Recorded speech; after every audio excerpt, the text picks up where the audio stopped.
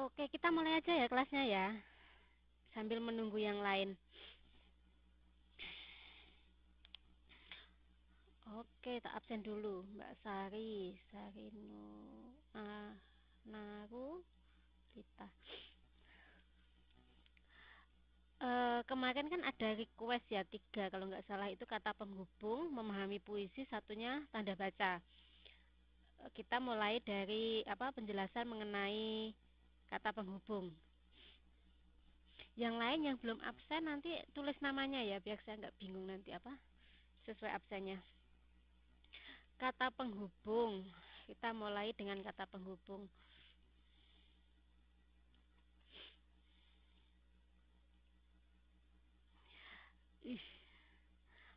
Pengertian dari kata penghubung.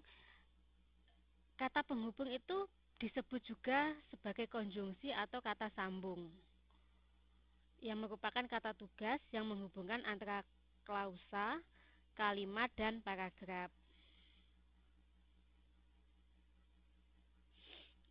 Oke.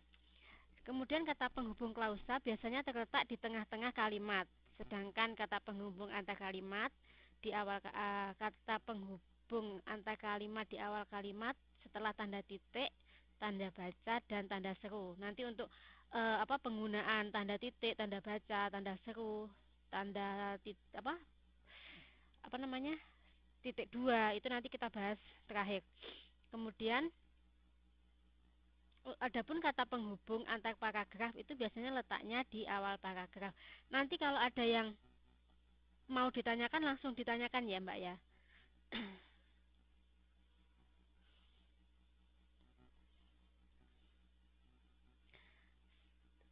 Oke, kemudian untuk macam-macam kata penghubung dan fungsinya itu kita mulai ini apa?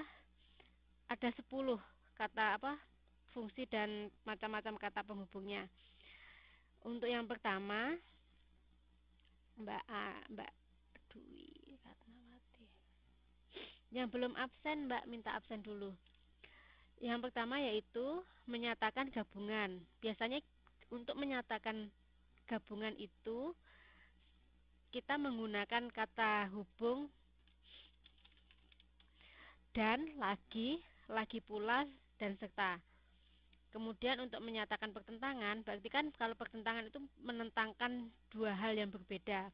Biasanya kata hubungnya menggunakan tetapi, akan tetapi, melainkan, namun, sedangkan, dan padahal. Untuk menyatakan waktu, biasanya kata hubungnya menggunakan apabila, bila mana, ketika, sebelum, sejak, dan sesudah. Sedangkan untuk menyatakan tujuan, supaya, agar, untuk. Kemudian untuk menyatakan sebab itu biasanya kalau ada dua hal, yaitu sebab dan akibat. Biasanya kata hubung yang digunakan adalah sebab dan karena. Untuk menyatakan akibat, sehingga, sampai, dan akhirnya. Menyatakan syarat, menyatakan tak bersyarat, atau menyatakan pilihan, dan yang ke-10 dia menyatakan perbandingan. Untuk kata-kata hubung yang digunakan untuk menyatakan akibat, dia biasanya menggunakan kata sehingga, sampai, dan akibat. Kemudian untuk menyatakan syarat biasanya menggunakan kata jika, kalau, apabila, dan asalkan. Untuk menyatakan tak bersyarat biasanya kata hubung yang digunakan, kenapa Mbak? Nomor 6, akibat Mbak. Yang keenam dia menyatakan akibat. Untuk yang ke-8 dia menyatakan tak bersyarat, biasanya menggunakan walaupun, meskipun, dan biarpun. Kalau untuk menyatakan pilihan dia akan menggunakan kata atau. Untuk menyatakan perbandingan dia akan menggunakan kata seperti bagai, ibarat, dan serupa. 1, 2, 3, 4, 5 benar. Di sini ada pertanyaan nggak? Untuk fungsinya, fungsi kata hubung.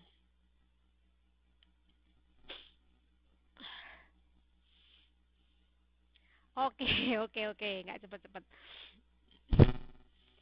Oke, di sini ada pertanyaan kah? Kalau tidak, kita lanjutkan.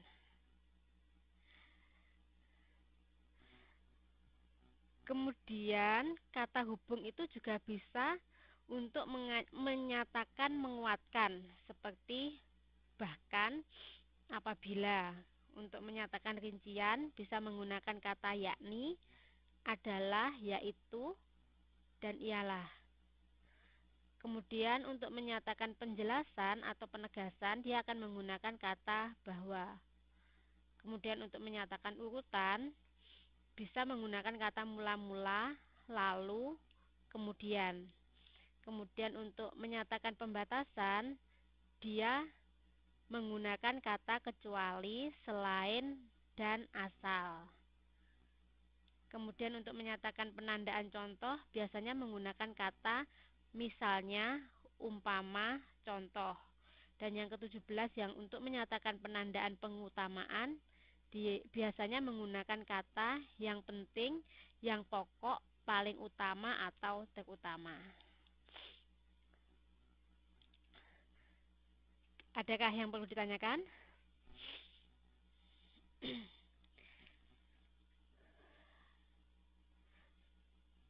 Sebentar, saya absen ya. Ini ada Mbak Turyati, ada Mbak Sari Narulita, kemudian ada Mbak Ana Dwi Ratnawati, ada Mbak Cicih Mintarsih.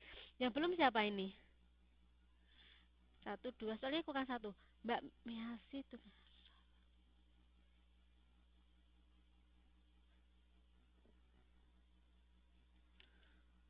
Miasi Widuri. Oke, Mbak Miasi Widuri. Oke.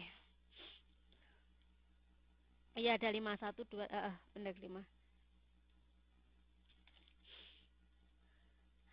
Kemudian kata penghubung itu nanti akan dibagi menjadi 3, yaitu kata penghubung interkalimat, berarti kata penghubung di dalam kalimat. Kemudian kata penghubung antar kalimat, berarti ada kalimat yang satu dengan kalimat yang lainnya. Dan yang ketiga yaitu kata penghubung antar paragraf, berarti kata penghubung yang menghubungkan paragraf 1 dan paragraf selanjutnya. Sekarang kita mulai dengan kata penghubung interkalimat.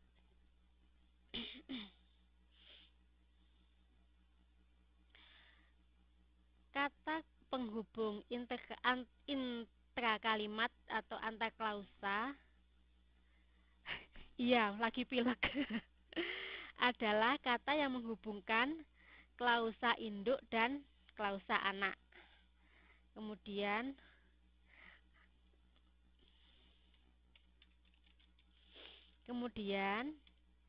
dalam intrakalimat atau antaklausa juga ada 2 jenis kata penghubung atau konjungsi, yaitu konjungsi koordinatif dan konjungsi subordinatif. Sedangkan untuk penjelasan dari keduanya, untuk kata konjungsi koordinatif, yaitu kata penghubung yang menghubungkan 2 klausa atau lebih yang memiliki status sederajat. Di antaranya menggunakan kata dan, atau, tetapi, sedangkan, melainkan, lalu, kemudian, dan padahal. Untuk ini adalah beberapa contoh beberapa contoh penggunaan kata konjugasi koordinatif. Ini, paman memberi uang kepada Ani dan Ari. Di sini dia menggunakan kata dan di sini.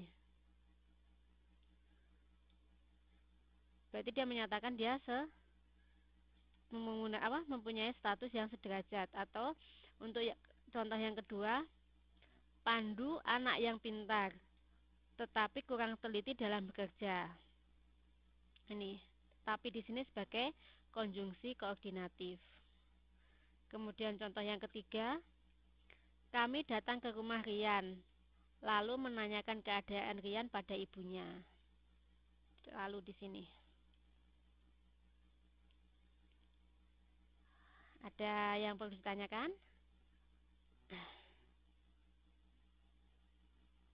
Hah? Miring?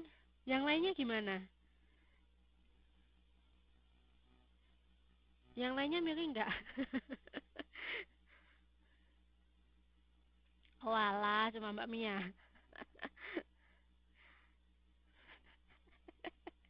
Di sini enggak sih soalnya. Di sini Mbak, di sini Mbaknya lihat di sini. Di sini tuh ada tanda yang dia bisa merotasi di sini. Coba dirotasi di sini. Di sebelah sini loh Mbak, di atas. Biasanya ada tanda apa? Berapa persen itu sebelahnya dia bisa untuk merotasi layar di sini. Coba Mbak Mia dicoba.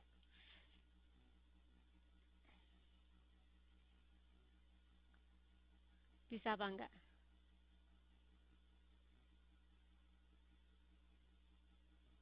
Walah.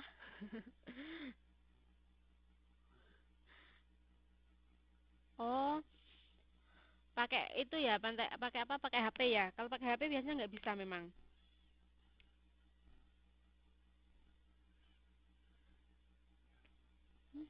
Mestinya bisa sih kalau notebook.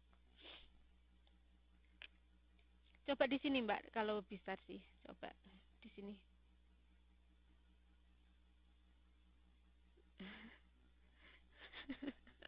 Iya, betul waktunya beli.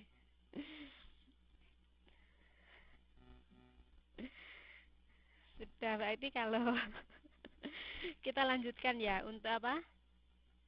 Untuk yang kedua yaitu menggunakan konjugasi subordinatif,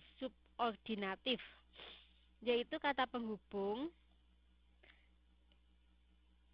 yang menghubungkan dua klausa atau lebih yang tidak sama derajatnya.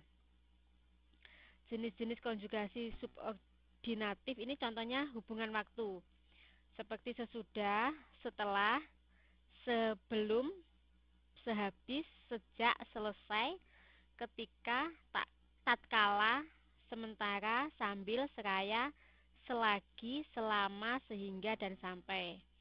Kemudian hubungan syarat, jika, kalau, jikalau, asalkan, bila, dan manakala. Kemudian yang ketiga hubungan pengandaian, andaikan, sekiranya, seandainya, dan seumpamanya. Ada yang mau ngasih contoh nggak di sini untuk kalimat yang menggunakan konjugasi subordinatif, yang menggunakan kata-kata ini dari tiga hubungan ini? Ayo, ada yang mau ngasih kalimat?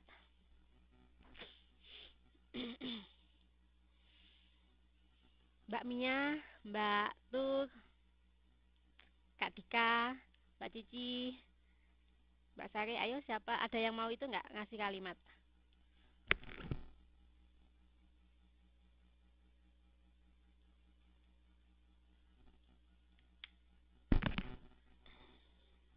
Iya, saya pergi ke masjid sesudah atau setelah ya? Setelah tuton atau ada yang lain? Mbak Mia?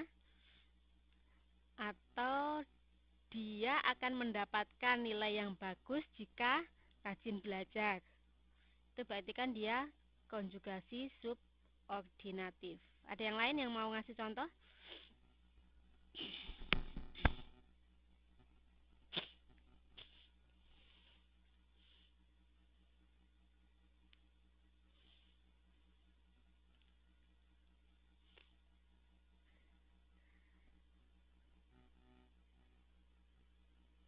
Saya berusaha belajar, seraya berdoa semoga ujian lancar. Bisa juga.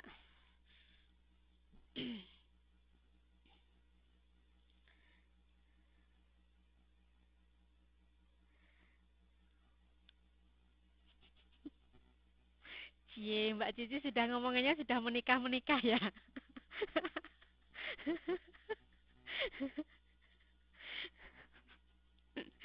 Katanya Mbak Cici, aku akan menikah denganmu jika kau memberiku segepok.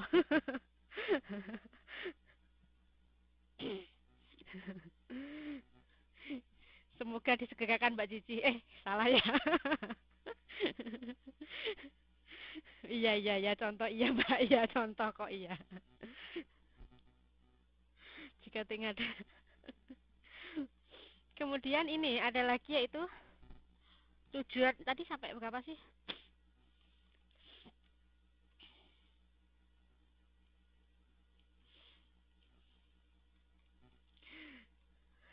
Kemudian ini untuk yang apa? Yang keempat yaitu hubungan tujuan. Seperti agar, biar, supaya. Kemudian hubungan konsesif. Seperti biarpun, meskipun, sekalipun, walaupun, sungguh pun, kendati pun. Kemudian untuk hubungan pemiripan, yaitu seakan-akan, seolah-olah, sebagaimana, seperti, sebagai, dan laksana. Kemudian untuk hubungan penyebaban, yaitu sebab, karena, dan oleh karena. Untuk hubungan pengakibatan, contohnya yaitu sehingga, sampai, atau makanya. Sedangkan untuk hubungan penjelasan biasanya menggunakan kata bahwa, dan untuk hubungan cara biasanya menggunakan kata dengan. Di sini ada yang mau ngasih contoh nggak untuk yang penggunaan apa kata-kata ini? Mbak Turyati belum ngasih contoh loh. Ayo Mbak. Yang ini, yang untuk kata ini. Tujuan dengan kata-kata agar, biarpun, dengan kata-kata ini. Dengan menggunakan kata-kata ini.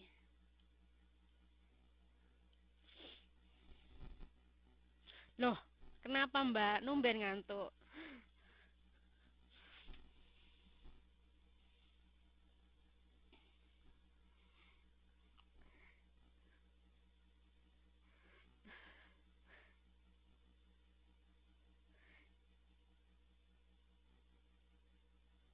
Oh, cepat sembuh ya Mbak ya.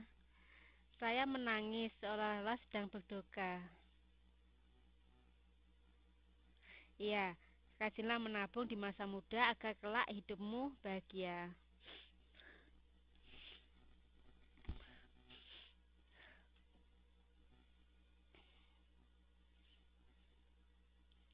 Di sini belum nggak ada pertanyaan kan ya untuk penggunaannya. Ini adalah beberapa contohnya. Kalau tadi sudah diungkapkan kan, ini untuk beberapa contoh yang bisa dipakai, yaitu seperti Randy bangun terlambat sehingga ia terlambat sampai sekolah. Atau dia berdeklamasi seperti seorang penyair kondang. Kondang ini ya, bukan.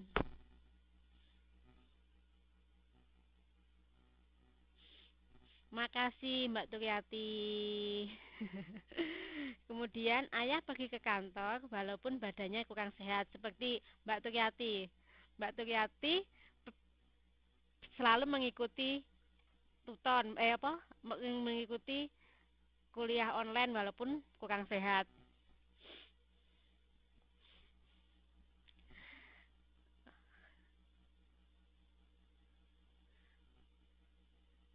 Eh, Gimana cara ngaktifnya, Mbak? Screen. Di sini kayaknya nggak ada ya. Yang ada cuma webcam, mic sama satunya lagi pen. Di sebelah mana? Saya nggak pernah ngontrol. Sebentar.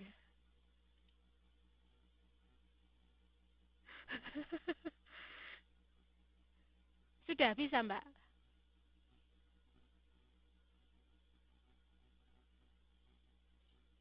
Sudah bisa diputar-putar, Mbak, itunya. Oke.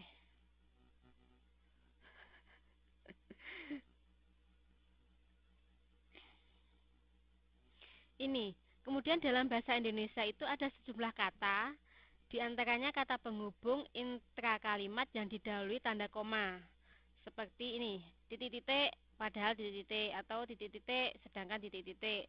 Titik-titik koma seperti. Kemudian ini titik-titik ini maksudnya kalimat Mbak ya, kalimat terus tanda koma padahal kalimat lagi. Sama dengan sedangkan, seperti, tetapi, yaitu, atau yakni.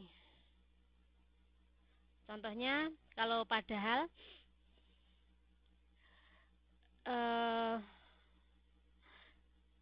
dia tidak datang ke rumah, padahal ibunya menunggunya. Seperti itu.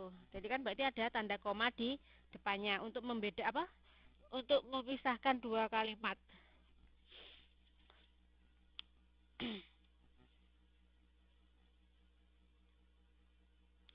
Kemudian ada juga sejumlah kata dalam bahasa Indonesia yang tidak didahului dengan tanda koma, tetapi dalam kenyataannya sering disangka didahului koma.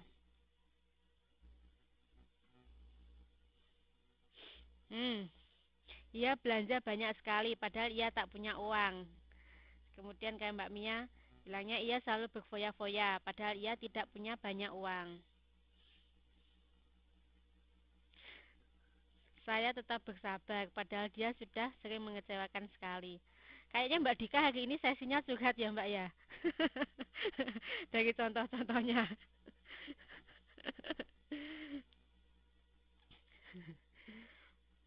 Kemudian di sini ada pula sejumlah kata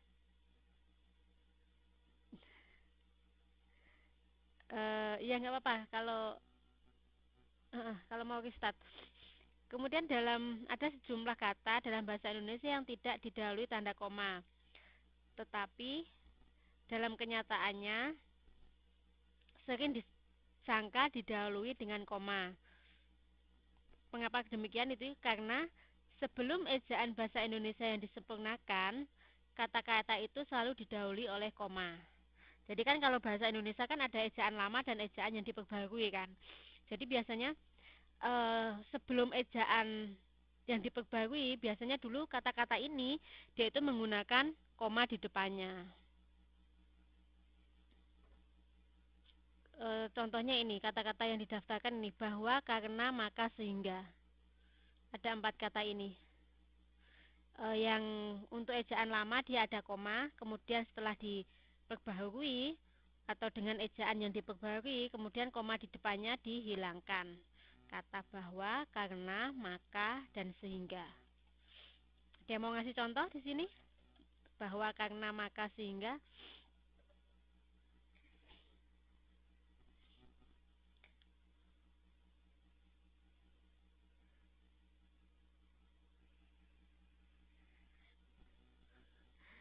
Kok diem semua?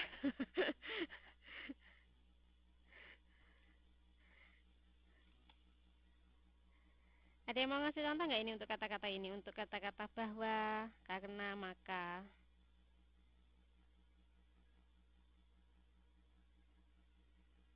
Dia datang menghayati.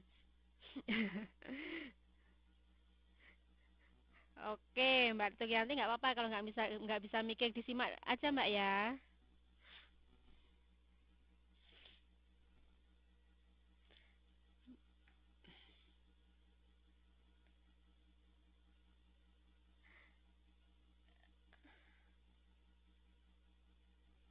Seperti contohnya, dia pergi ke Surabaya karena ingin bertemu dengan pamannya. Itu adalah kata yang bahwa. Atau katanya Mbak Cici, bahasa Indonesia itu penting dipelajari karena bahasa negara kita atau bahasa ibu.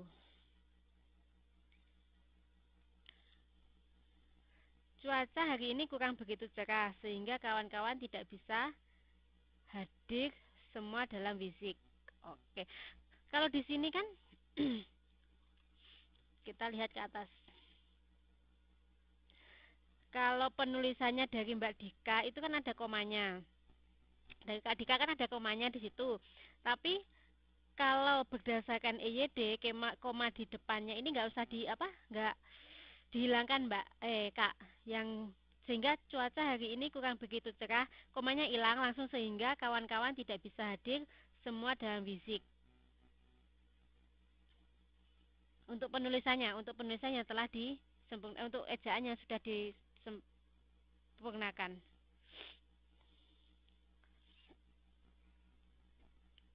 Cuma apa? Menghilangkan koma ya, Kak Dika ya. Oh,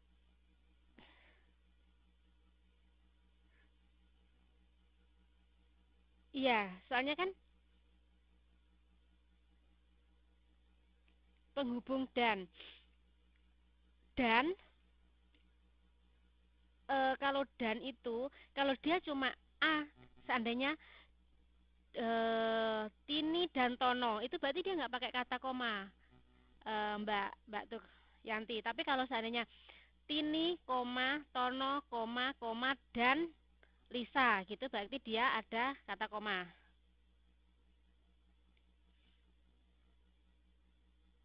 Iya, karena ini sudah disempurnakan kayak yang di sini. Untuk kata bahwa, maka, karena, sehingga.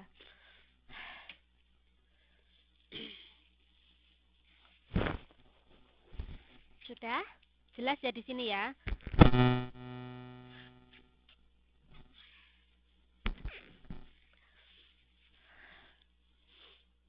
Oh,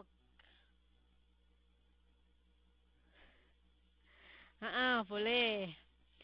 Kayak ini, kayak contohnya Mbak Kak Dika, Tukiati Sobrini batuk parah sehingga dia memakai masker. Kemudian kita masuk ke kata penghubung antar kalimat. Kalau tadi kan inter kalimat ya, berarti kan di dalam kalimat. Berarti sekarang kata penghubung antar kalimat.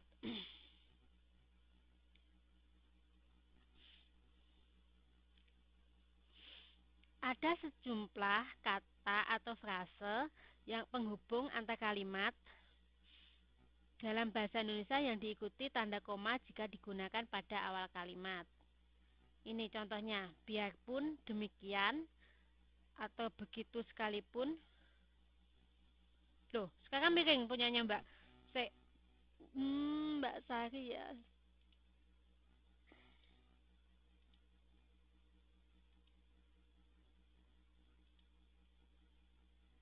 Sudah bisa di itu. Sudah bisa dirubah-rubah. Ini satu slide loh Mbak padahal. Oke. Kemudian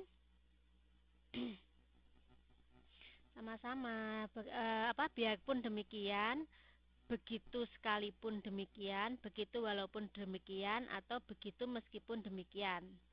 Yaitu menyatakan kesediaan untuk melakukan sesuatu.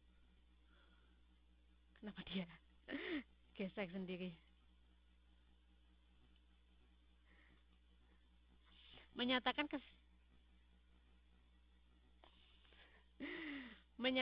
kesediaan melakukan sesuatu yang berbeda ataupun bertentangan dengan yang dinyatakan pada kalimat sebelumnya. Ada yang mau ngasih contoh nggak di sini?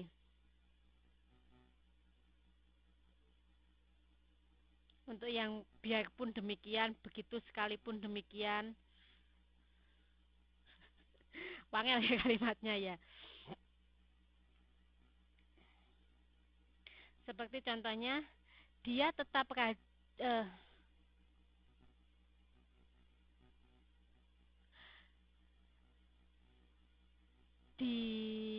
apa ya contohnya ya? Dia selalu membantu ibunya menyelesaikan pekerjaan rumah.